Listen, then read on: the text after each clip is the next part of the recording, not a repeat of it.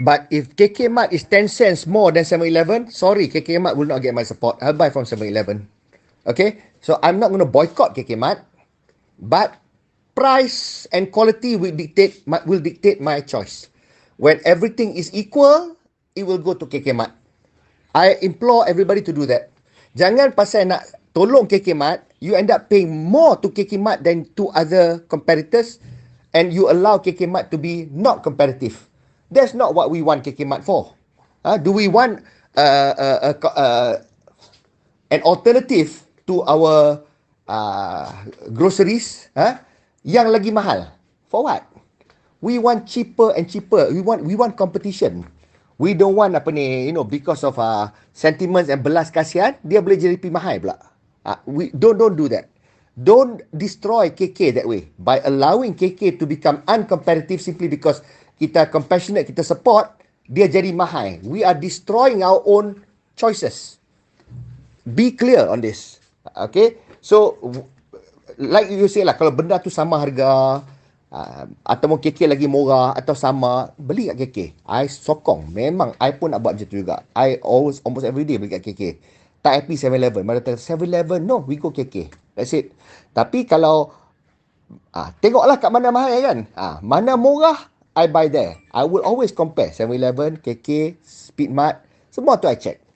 The cheaper ones will get my business.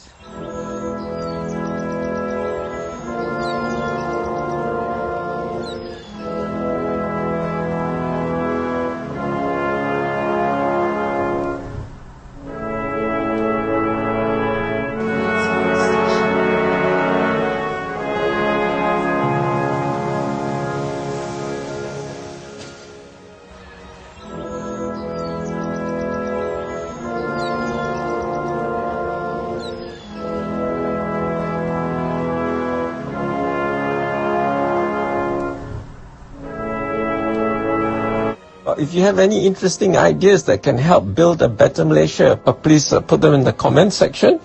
And if you haven't subscribed, do subscribe. The subscription is free. You don't have to pay money.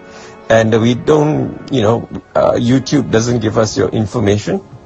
So there's no list of subscribers. I just know the number of subscribers, but no information about who the subscribers are.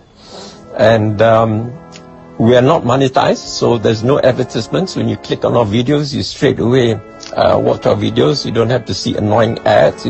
Anyway, now please subscribe if you haven't done so, and please share our videos far and wide. Terima kasih. Wassalam.